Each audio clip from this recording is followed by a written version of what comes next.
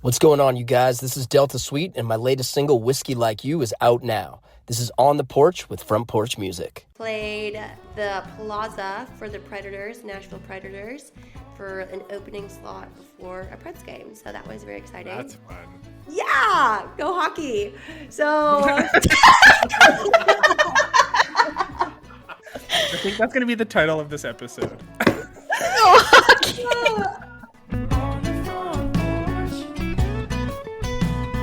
On the front porch. Da-na-na-na-na-na. We're back this week with another episode of On the Porch with Front Porch Music. I'm Logan. I guess I'm Jenna. Oh, you sound so sad. This week on the pod, we have Canadian country artist Melissa Livingstone join us. We talked to Melissa for the first time.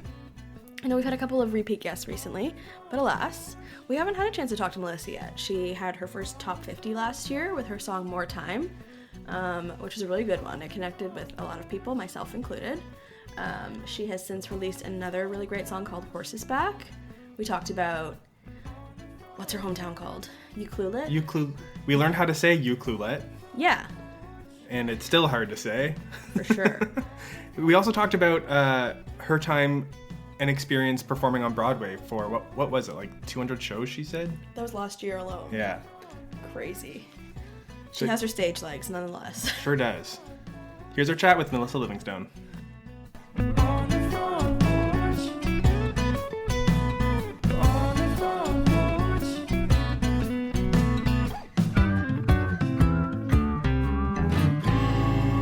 We're here on the porch today with Melissa Livingstone. Melissa, I can't pronounce the name of your hometown, so I can't tell you where you're from, but you can teach me. you know what? You're not the first person to say that. I'm gonna make it very easy and give you a shortcut, and it's Ucluelet. So it's Ucluelet. Ucluelet. Yeah, Ucluelet. Ucluelet. Ucluelet. Why can't you do it? She gave us a shortcut. Ucluelet. I thought I said it. You can call it what the locals call it. It's Yuki, which is super cute. Yuki. I can Oh. do that one. Yeah, Yuki BC. there you go. She's a West Coast girl. Yeah. I now have already forgotten how to say it. It's called We gave you the clue. It is. You guys are not the first people. I feel like people have said Ucluelet, Ucluelet, Ucluelet. Like Do you think if you just go really fast, people don't really notice? Like Ucluelet? Well, they might be like, "What did you just say?" I don't know. But yeah, it's Ucluelet. Ucluelet. Here Now she it's- is roasting me for not being Now able to it's say it. now it's too hard. Okay. Yuki. Set the scene for us. What's In it like in Ucluelet? Yuki, BC? So Yeah. it's a small fishing town. When I grew up there was about 1,500 people. It's very known for its rustic life. It's very in the middle of nowhere. The closest city is Port Alberni, which is an hour and 15-minute drive. And the closest Costco, which is in Nanaimo, is about 2.5 hours away from Ucluelet. But you have to get there from the ferry from Vancouver. So you take a little hour-and-a-half, 2-hour ferry, and then you drive for 2.5, 3 hours. And then you can either go to Ucluelet or to Tofino. And Tofino is obviously very well known in Canada for Yeah, I know that. surf culture, lots of land and ocean and nature, and it honestly was such a great place to grow up. I loved it, and I honestly think about Ucluelet every single day. I miss it. I love it. I need to bring up a map. You should. It's stunning, and I don't think a lot of people even realize how beautiful and rustic it is. And then they see it and they're like, "That's in Canada?" And I'm like, "Oh yeah." It's That pretty. is not how I would have spelled it. How would you have spelled it? I don't know, but it literally is what you said it was. Yeah. Ucluelet. Exactly. This It's is pretty really remote. conversation so Very far. remote. It's literally wow. in the middle of nowhere. It really. Oh, Ucluelet means people of the safe harbor. Yeah. That's so cute. And fun fact, they filmed a lot of Twilight in Ucluelet. And the ocean scenes and like between the beaches of Ucluelet and Tofino, they filmed on those beaches, and a lot of like the wood scenes they filmed there because it's literally the perfect scene for Twilight. Oh, it's That's gorgeous. neat. I'm looking Yeah. at pictures right now. And in the summertime, so it doesn't really get very hot there, but the summertime, if the fog leaves in the afternoon, you have the most stunning views. It's beautiful. I love it. Highly recommend if you guys ever go out west, like west. Like not. It's almost the most west. It's the most, so it's actually the most western part of Canada until you go to Hawaii. Well, Which isn't Canada, so it's perfect. I didn't know how to word that correctly. It's the most western. it wasn't that way. And also, what about Alaska? That feels more west than. It's not. And Hawaii? Then Ucluelet. Alaska's That'd be- also not Canada, Jenna. Yeah, I so know. I'm not justifying the Canada thing. I think in Canada, that is the most western part. Right there. Okay, Yeah. got it. And then you hit Hawaii. That was what I was trying to say. Wow. Okay. We'll cut around this. Are we all caught up? This was meant to be a simple. Where are you from? Anyway, very good song. And I loved it. Okay, and then you didn't live there your entire you didn't grow up there forever, right? You moved No. into Kelowna. Oh, Right. went Yeah, inland. when I was 17. So I graduated high school a year early, and we decided to move. overachiever. What can I say? And then my family and I moved to Kelowna, and I spent most of my adult years there. I did have a short stint in Calgary. I lived there for 6 months. And then I also had a short stint in Ontario for 3 months. So I wouldn't even call that living there. But I remember that. I remember you talking Vacation. about this. yes, I Wait. lived at Niagara on the Lake. Oh, Yes. so Yeah. nice. What brought you out to Niagara on the Lake? So my sister and brother-in-law, this is a very random story, they decided to live there, and they were running an inn for a little while, and they had just had a baby, and they just needed some help. So I went and lived with them and helped with the baby and Oh, helped them with the inn for a little while. And then I moved back. that's so nice. That sounds like a Hallmark movie. I mean, nothing romantic happened for me there, but yeah. Maybe you just left too soon. It's okay. You weren't meant to. No, I don't. It's not. It wasn't calling me. No, that's No. fair. That's totally fair. So growing up, were you a music person? What were you doing? When did? Yeah. Yeah, tell us. Always was surrounded by music because my mom was a piano teacher and she went to music school when she was growing up and grew up singing in church and in plays, and my mom was my piano teacher as a child. And then Did she mean to you? Did she slap your fingers with a ruler when you messed up? no, Oh, that's what the piano. But I did I was have- scared to take piano in my I did hometown have one of because that's those what I old heard. metronomes that would go click, click, click, click, and she'd always put that on, obviously, so that you'd get better at piano. But I hated that thing because I was like, just let me learn the parts. But anyway, And I now was you're just chasing that click. Yeah, definitely. Now it's clicks on my phone, but anyway.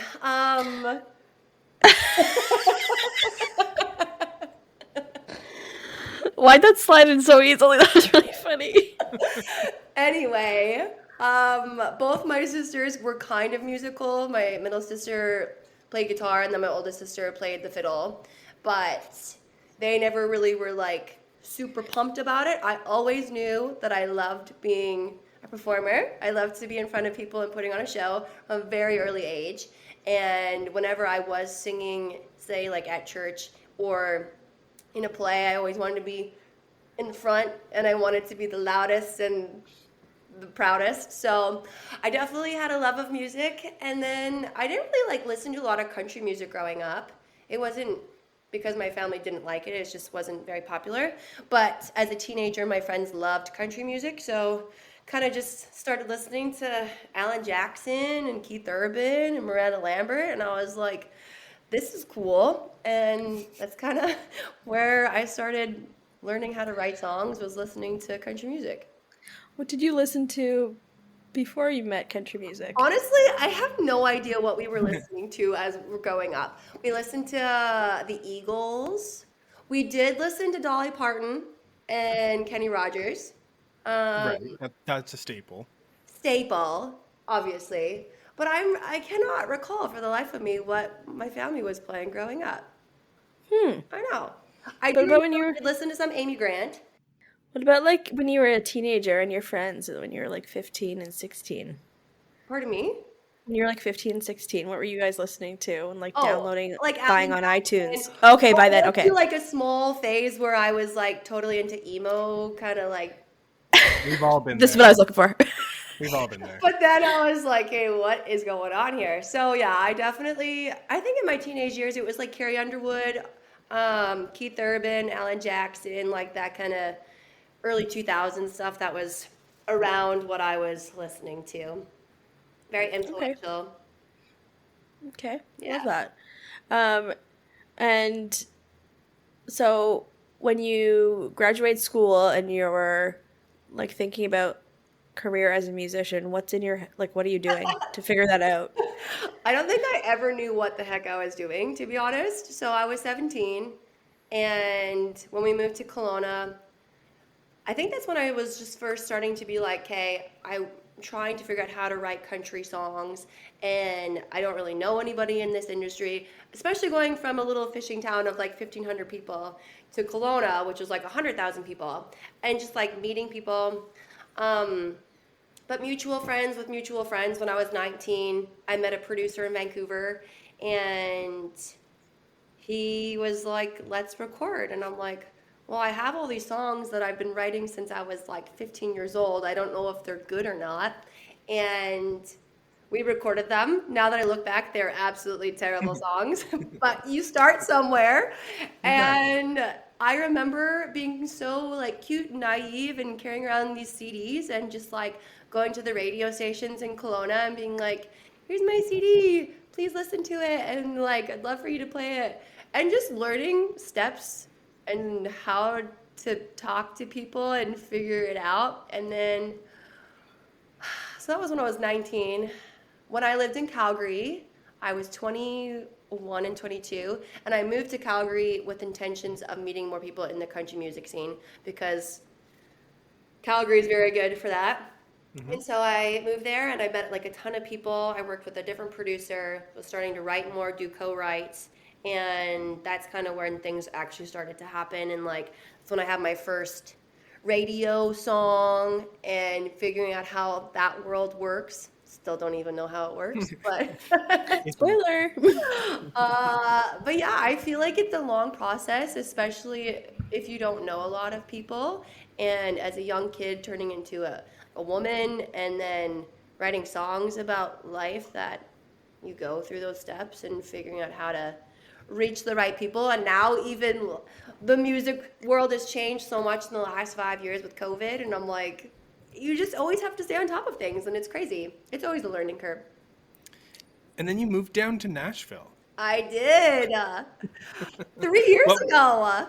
Wild. What was Crazy. behind that decision? Like, what was that final push to make the move? So actually, before I went to Ontario to help my sister and brother-in-law out, I came to Nashville for the first time. So this was in 2017, and I had always known that I wanted to come here and just like experience Nashville. Obviously, everybody does, and I didn't really know for sure what my intentions were with coming here. I just wanted to experience it. But I remember the first time I came here, I went out to Broadway, and I was like, holy crap, this is such a cool city.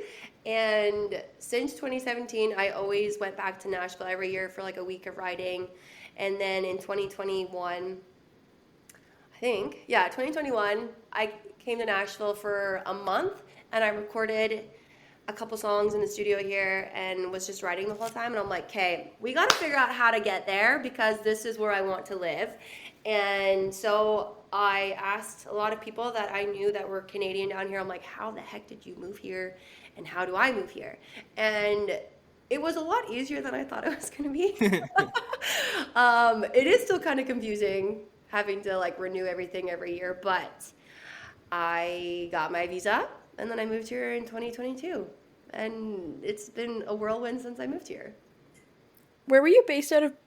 Were you back in Kelowna before you moved there in 2022? Yes. Yeah? Yeah. Okay. Okay.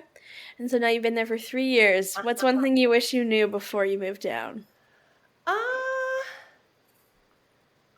to not put so much stress on going out all the time. I think my first year moving here, I was like, I have to be out every single night. I have to meet so many people.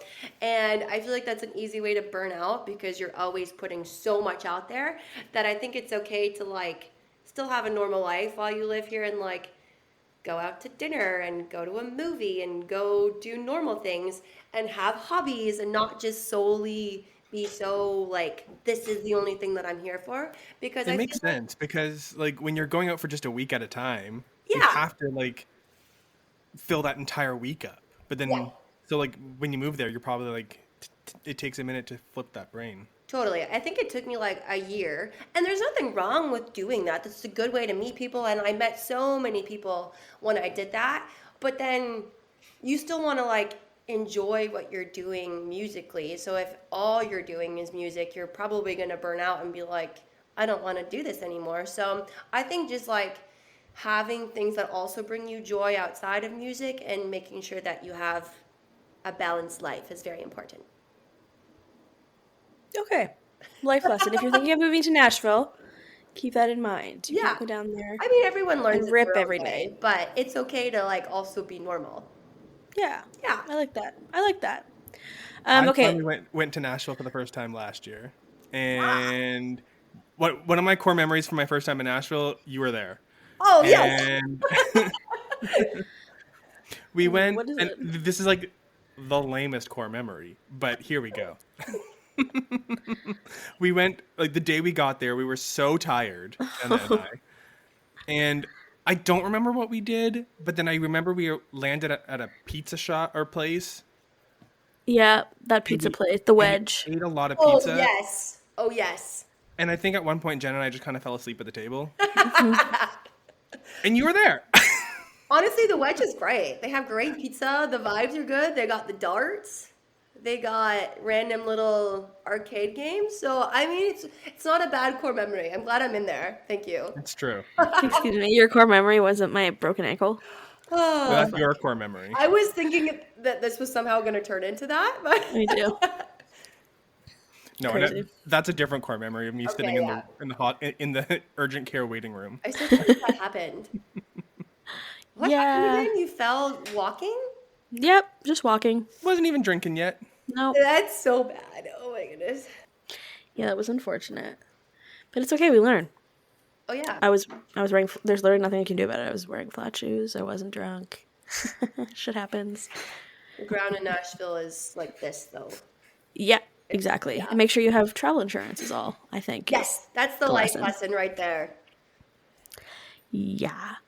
Anyways, let's talk about your music and the internet because I think Country Enough, when you were releasing that, I feel like you got a little bit of TikTok love for that one, right? Like, It was crazy. Honestly, I was overcome because that was the first time that was during COVID time. It was 2021. And that was obviously a huge time where people were releasing music and posting on TikTok or whatever. And there was so much traction on that song. I like to say that it went viral. I don't know if it actually went viral, but there's like hundreds of thousands It's all of relative. views. Like, Yeah. It was very exciting. I was like always excited to post because I was like, oh my gosh, people love this song. And it was so like validating. So yeah, and even still to this day, people sometimes like post it and tag me in it. And I'm like, what the heck? That's so funny. Because the song's silly. It's like a silly song, but people ate it up. It was so fun. did you know what you were doing on TikTok at that point? No! And I think that's honestly part of why it was like so maybe authentic and TikTok was like making it more of part of the algorithm is because I had no idea what I was doing. I was just posting it and people were responding. It was crazy. And TikTok was like, it was still new then, right? Yes. Which I So it was also like- think is part of why it was doing so well is because everyone was on TikTok. It was a new, fresh thing. And people were just starting to do like the whole posting their songs in their car, singing, which is what I was doing. So But it was also at a time when when everyone was all there was to do was to scroll. totally. Yeah. That's crazy. Yeah. Was it also because that song was like silly and kind of fun, and people could like ad lib to it a little bit? Like, I think it was because it was just like also very pointed with like what it was saying, and it was easy to like listen to and easy to learn because it's stupid. Like, so I mean, I love the song. I'm proud of the song. I think it's a fun song to sing, but it's just like a very easy, simple song, so people can easily be like, oh, this is what she's talking about, this is what she means, and this relates to me. And the demographic of what that song was talking about easily was like, this song's so relatable. So, yeah. yeah. It's super interesting how, because I'm sure when you were writing that song, it was not like, this is going to be No. something, you're just like doing something that you wanted to write about and that you liked. Yeah. Interesting. Okay, so then, did you release that before you were in Nashville or after? Before. Before. Okay, so thinking about that, and like I would say there's like a definite like growth and shift in the last few songs that you've put out versus like then, which is meant to happen anyways. Yeah. But maybe is there like a Nashville influence or things that you've learned because you've just like exercised your writing muscle so much that you've kind of got like different things to say or different ways to write and just like do the thing? I think that the easiest way to put it is that when you're surrounded people who are better than you become better. And so when you're writing with people who are better than you write better songs. And when you're singing with people who are better than you sing better. And you just level up. And I think that is a huge thing of Nashville, is that, sure, I was a songwriter before, but like now I live in a city where you can write with the best of the best, and you can write with so many people that have been doing it for years and years and years. And so it's nice that you guys think that my songs have leveled up. That's a big compliment. But I definitely think it has something to do with the people that I'm writing with. For sure. For sure. Yeah. For sure, because also if you're not growing and getting better, then you're not keeping up and you're just surrounded by people who are insanely good. So like your option is to do better and keep like becoming a better writer or not. So let's keep getting better. Totally. Yeah. Okay, let's talk. Like my favorite song is "More Time," personally. Yay. Okay. So since it's my favorite, we should talk about it because Okay. I make the rules. Where did that song come from? And there's also, I think, another one that you haven't put out yet that you've snipped somewhere and I love, and I can't remember what it's called. Okay. But it's fine. Let's go with You should "More send Time." it to me so I know which one, because I'm having a hard time picking my next single, so you can help me. Oh. So More Time, it's kind of a personal one, and I always feel bad talking about it, but it's real life circumstances. I was in a long-term relationship in Kelowna for 3.5 years, and people always love to ask, when are you getting married? And when are you having kids? And there's always this timeline, and I was sick of it. I was like, stop asking me that. Like, ask me something about my music career, like what job promotion I'm looking for, or something like other than putting yourself on a timeline. And I was writing the song with Ben Chase and Lydia Sutherland, and we were all inside in different parts of Canada because it was COVID. So she was in Quebec, I think he was in PEI, then I was in BC. And they were like, Melissa, like, tell us what's going on with you right now. And I was like, guys, I'm just so sick of people asking me when I'm getting married. And they're like, what? And I'm like, I'm sick of it. And so that was kind of the premise behind the song. And I think that it is very relatable because nobody wants to be living on a certain timeline. Everybody obviously wants to live their own timeline and different kind of lives. And I think that was very important to me to sing about. And I'm very proud of the song, obviously. And it did obviously quite well. Got on the Stingray. That was your first top 50. Yeah, it was top 43, which was still mind-boggling to me. I cannot believe it. But yeah, it was very cool and it was very rewarding. Yeah. Did you have people like sending you like, I just heard your song? Yeah, I had so many of my friends, like especially in Kelowna, they're like, your song's on the radio right now, and they like send me a video or a photo of it, and I'm like, how is this my life? Because growing up in Kelowna, my later years, I knew a lot of the people from like New Country 100.7, and like I've done a lot of interviews with them, and they've hosted me a ton of times. But this was like the first time where I wasn't even in Canada, and people are like, your song's on the radio, and I was like, what? So it's very cool. Did that feel really validating? Just like, okay, I'm doing the thing. Yes. It's working. It was weird because like part of me, because I wasn't there, I couldn't experience the whole thing of being like in the car and it coming on and being like, oh my gosh. But for sure, very validating and being like, okay, people actually think I'm good. So no, it was good. It was very rewarding. It was actually annoying until like January of this year. There was no Stingray station in the GTA, so Really? I'm like, oh, what's the trending track? And didn't hear it ever. So when it was like a friend, I'd be like, well, somebody gets to listen to it, but it's not me. But now there is a Stingray station, so.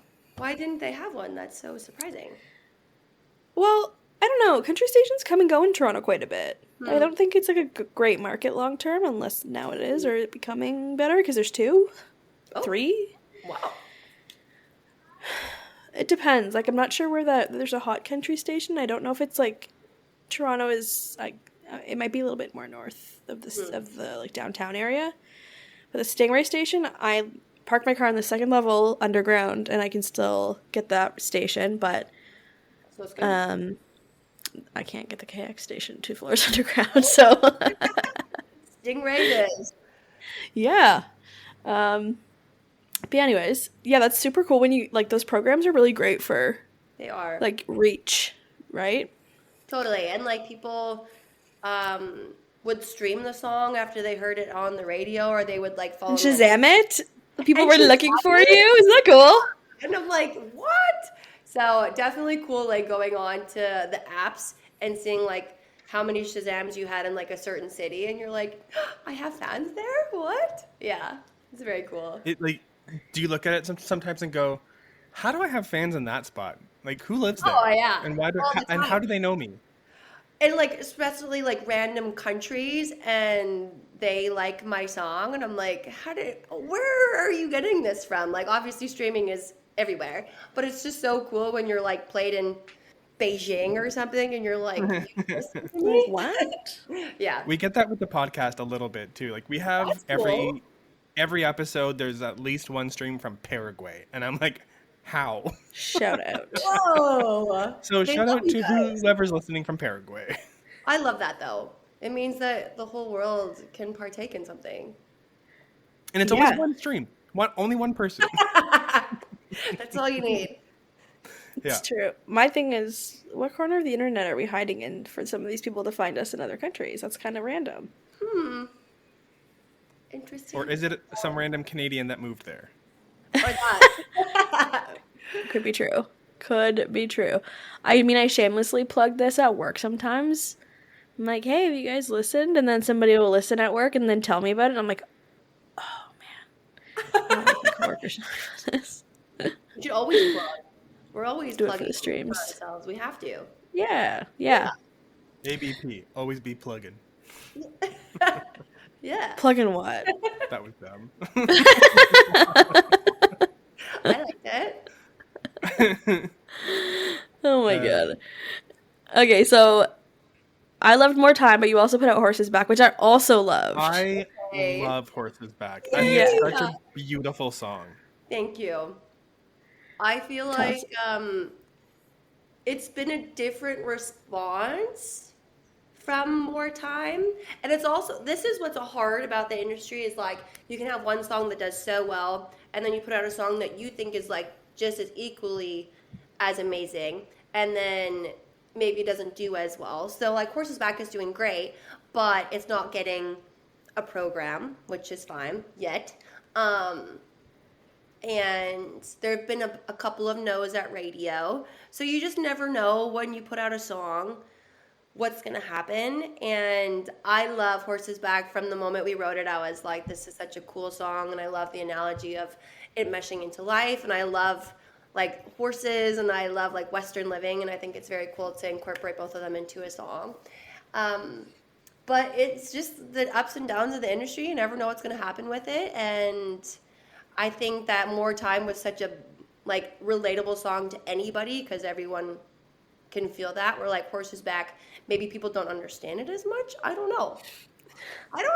I mean, I can digest it loud and clear. But no, you never know. Some things just like, in theory, people should like resonate with, and sometimes they just don't. Okay. And you're like, okay, maybe that song was more for me instead. Maybe. And you just kind of got to roll with that. But people do still love it. Every time I play it live, they love it. So I'm like, It is hands down my favorite Melissa Livingstone song. yay! Well, good. I'm happy. That's very nice. Okay, so where are you playing it live? Where do you play live when you're out and about? Because So I play a lot.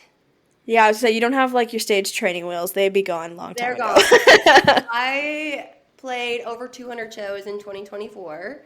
So I play usually 4 to 5 days a week. I'm playing mostly in Nashville, but I tour. Like I played in Texas last year, in Florida, Alabama, obviously Canada, and this year we're working on more touring stuff. So I play a ton. I play a lot of rounds and showcases, but I also play like cover gigs. Yeah, I was gonna ask you, like, because you play on Broadway often as well, I correct? do. I play there. It's my like full-time job. What's that like? Like how? Like what? First of all, question one, and more to follow. Okay. What is? What is that like? Like you're on stage in front of a lot of people who are there to party. Uh-huh. Is Spill that the the tea. question? Okay. Spill the tea. So I have been through so many different shows since I moved here. Like I've played the 10 p.m. to 2 a.m. show. I've played the 6 p.m. to 10 p.m. show. I played the 10 a.m. to 2 p.m. show. I played them all. So I have seen the morning crowd, the afternoon crowd, and the night crowd. And Who do you hate the most? get down to it. Honestly, it completely depends on the venue and the night and the kind of customers that you have, because mornings are usually quite calm, but people are not excited, so you don't have a lot of energy from the crowd, which makes it kind of hard to perform. And they don't tend to request or tip as much because they're not like, woo! They're sober. They're sober. Yes, You hope at 10 a.m. we try to get them rowdy at like 1 o'clock in the afternoon so that they are getting into the spirit of things. The 2 to 6 is fun. It's usually people who are like having day drinks, and they're like usually getting more like ready to go. They're having fun, but they're not like crazy. 6 to 10 is probably my favorite because you're in between like a good buzz and the drunk crowd, and they're not like totally crazy. People haven't had dinner yet, so they're still like crazy because there's nothing hiding the alcohol. Yes. But they're not too far gone yet. Yes. Gotcha. And then the closing shift can be fun, but I don't like staying up till 4 o'clock in the morning. So I did that every weekend for a year, and I was like going to bed at 4 a.m. Only one night a year, though. I mean a week. But the rest of the day, even if I didn't have any alcohol that night, like at the show, the whole next day I felt hungover. Because the Ruined. whole week I'm normally waking up at like, let's say 8:30, and then I go to bed at 11:30-ish. And then the one night I'm going to bed at 4 a.m. and then waking up at 12 p.m. So your whole body is just tripping. But we had some really good fun at that gig. I was playing actually with Ben Chase, and him and I were like co-fronting together with the band. And it was mostly 90s country that we played, and it was just like super fun. And I have great memories of it, but I just couldn't do those late nights anymore. So now my schedule is all over the place. I do a lot of afternoons and mornings, and I usually play Wednesday to Saturday. What's one of the biggest lessons that you've learned in terms of your artistry and performance from doing these gigs? I think that it's okay to mess up. And especially at a 4-hour gig, when I first moved here, I was like, I don't have enough material. I don't know how to take requests. I don't know how to like be on the fly and wing it. And I feel like now I live for the requests and I live for something new and like fun and exciting because it keeps you on your toes and you're like, oh, maybe I do know the song. Maybe I'll challenge myself. And it's very exciting and fun. So growing also as an artist and learning so much music in 3 years and making your brain remember lyrics is so crazy, which also translates, I think, into singing my own songs because that's all I do is memorize words. And so stretching your brain to learn like 400 songs is insane, but it's good. But yeah, I think the biggest thing for me was to get over my pride and be like, okay, you're going to mess up in a 4-hour gig and you have to get over it. And you have to get over it because you don't want the crowd to know that you're messing up. Or the boss. What's Yeah. one song? What? What's one song if you could be like, I'm never playing this again? What would it be? I have too many. I would love to never sing Fancy by Reba again, or Man, I Feel Like a Woman by Shania Twain. And I'm guessing that's the one you sing probably the most. You know what? It was when I first moved here. It was like always requested like every single one of my shifts, but not recently. I haven't played that song in probably like a month, which is wild. You just jinxed yourself. Yeah, now the rest of the week people are like, Man, I Feel Like a Woman, Fancy. You're gonna be like, that's gonna cost you $50, not just 20. I mean, yeah, I gotta make that money. How bad do you want it? That's funny. I love that. Okay. This feels like a really dumb question, but it popped in my head and I want to know. Obviously, you have to rehearse to do these things. No? So, for these Broadway gigs, nobody rehearses because Really?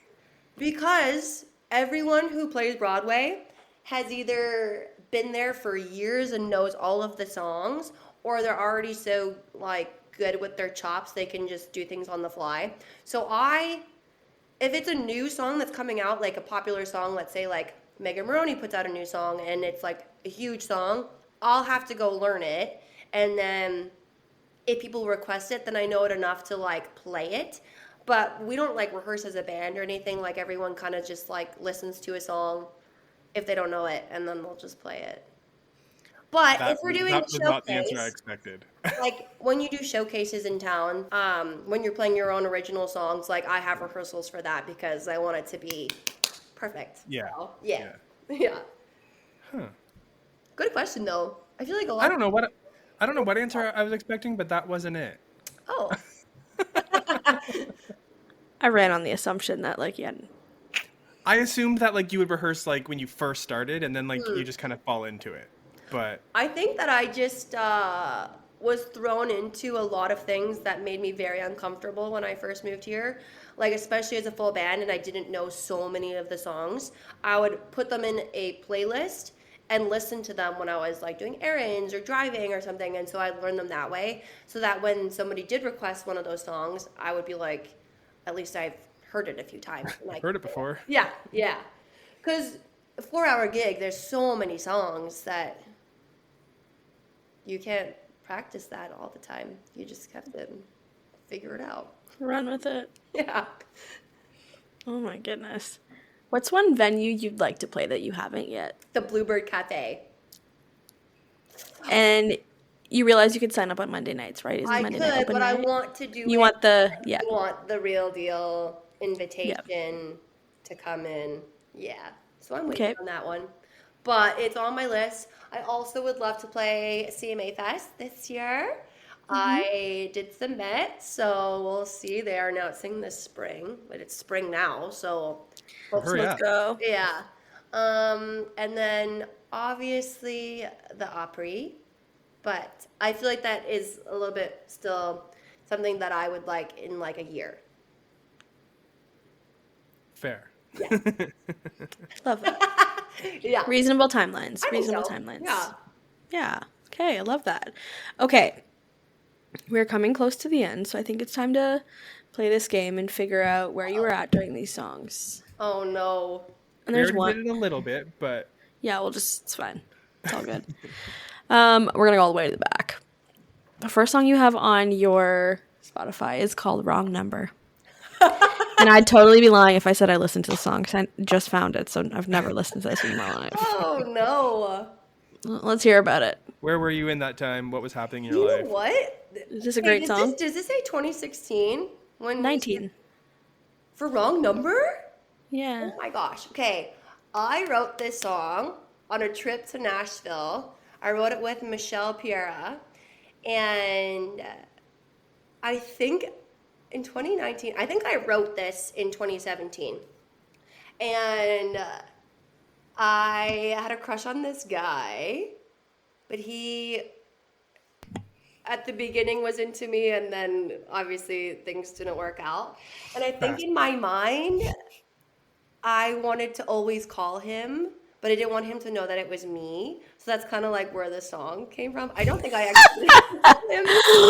That just gave me such flashbacks of my friend using my phone to call her crush. Oh no. And then me seeing him at the hockey rink being like, how do you have my phone number? And me being like, bro, I don't. That's so awkward. I don't like that for you. I hate that for me. Yeah, I hate you- that I hate that memory flashed back. Oof. Sorry. Okay. You have to listen to my song now. Okay, so is the thing like you got the wrong number, or like what's the You guys are throwing me. I haven't listened or heard or sang the song in forever. The wrong number, the wrong. Yeah, so you've had too many drinks, you're out with your girls, and you call him, and you say all these things. Oh, yeah, you say all these things, and then you wish that you had called the wrong number so that he wouldn't have known all of these things. That's what Oh, okay. you guys. Okay. Holy moly. Okay, well, we're still back in the early days here. We're in 2020. Okay. What about That Ship Has Sailed? Oh, this is a story. Okay. So this this was from my very first time coming to Nashville. It was 2017, and I met this guy while I was here. And we hung out like the whole time that I was here. He told me that he told his grandma about me. He told me he was going to get his passport and come visit me in Canada. Whoa. This is weak. Why didn't he have a passport already?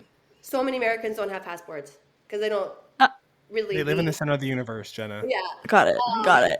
So anyway, the day that I left, literally the day that I left, he ghosted me. And I was like, you dirtbag. Anyway, go forward a few months, and he texted me literally, I don't know how this worked out. He texted me on the day that I was going on a first date with another guy. And he texted me being like, I'm so sorry about what I did to you. I was so scared because you live in a different country and blah, blah, blah, blah, blah. And I was like, well, that ship has sailed. Bye, buddy. So that's where that It's song okay. came from. And then I giving love sent him bomber. the song once the song came out. Melissa. It's so funny because I see him Did all he the respond? time, and he thinks it's so funny. Like, we're good now. Like, he is a musician here, and I'm a But you musician. see him around. Oh my So goodness. funny. Good for you. That's funny. I don't know what I was doing back then, you guys. Crazy work. All right. How about the song Gypsy Heart into 2021? I wrote that song because I definitely feel like at that time of my life I didn't want to be tied down, and I wanted to.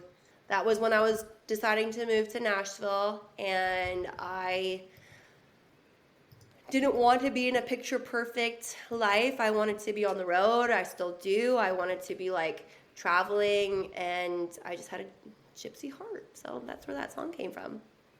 Yeah. You said you were in a long-term relationship in Kelowna for like 3 years. Mhm. Did that end because you went to Nashville or other reasons? No, because yes and no. I always told him that I wanted to move to Nashville, and he actually came to Nashville with me in 2019 to see it. But I just feel like our worlds were so different, and what we wanted in life was very different. And so when I decided to move here, I was like, it just doesn't make sense for us to stay together. Yeah. Yeah. All right. That's fair. That's fair enough. Yeah. Okay, and let's do grew up on it because we touched on Okay. many. So I wrote the song with Ryan Sorstat, and I think the premise of the song, I wrote it in my phone one day. I was like, I may not look like it, but I grew up on it. And I think it's because I wanted to like prove that you can be like a girly girl, but also be like a rootin' tootin' boot scootin' kind of girl at the same time. And so it was kind of just like based on my roots of like growing up in Ucluelet and very small towns. You kind of have to make the most of what you have, and grew up on it. The song's a banger though. Yes. Absolutely. Yes. Agreed. Okay. Why don't you tell us? Sorry, that was the most dramatic hair flip that nobody's going to see, hopefully. Why don't you tell us what's going on for you over the next little while? You are currently working on new singles, but nothing's for certain, so we have no crazy announcements there, but that's good. We love to hear people thinking about music before putting it out and being thoughtful about that stuff. I definitely tip. feel like Other artists, make sure you do that. yeah. Everybody think about what we're doing out here. No, I'm definitely writing a lot. I'm writing with new people, which is kind of exciting. And Yay. yeah, it's very cool. It's very fun to like meet different people and write differently than you do with the people that you've written songs with before. I think both are great because you can be comfortable going into a write and be like, okay, I know that we're going to come out with a good song. And then you write with new people and be like, oh, this is a completely new way of writing. And like, that's how we grow. So I'm definitely writing a lot. And I just had a great showcase at Whiskey Jam. So that's been very fun. I actually was supposed to sing in January, but I lost my voice. So I'm very thankful that they booked me again. And it's always an honor to play Whiskey Jam. That's my second time playing there. My first time was 2 years ago. So it's about time was back there. And then right now I'm just focusing on touring outside of Nashville, a lot in the States this summer and into the fall. So just booking stuff right now for that, which is very exciting. And that's Nice. Love. Yeah. Love. Yeah. Stay tuned. Where can people find you on the internet? I post most of my stuff on my Instagram, so it's Melissa Livingstone Music. I usually post my weekly shows on there, and then obviously all my new singles and links and stuff are on my Instagram. I'm less active on my TikTok, but you can find me on TikTok with Melissa Livingstone. And my website is melissalivingstone.com, which I also post all my stuff on, so you can find me anywhere. Look me up. Love it. Thanks so much for Not joining at home, us, though. Melissa. Thanks for Keep your having me. boundaries, This has people. been fun. Yeah. Yeah. Thanks for listening to another episode of On The Porch with Front Porch Music. We're so lucky to be able to chat with artists and make episodes like this one. If you like the podcast, remember to rate and review us, and subscribe so you don't miss an episode. It's the easiest way to support the show. Remember to check out frontporchmusic.ca to keep up with new music releases, exclusive artist interviews, and more. We'll catch you again on The Porch in a couple of weeks. On The Porch is hosted by Logan Miller and Jenna Weiser, and produced and edited by Jason Saunders. That's me. Our theme song was written, produced, and performed by Owen Wrigling.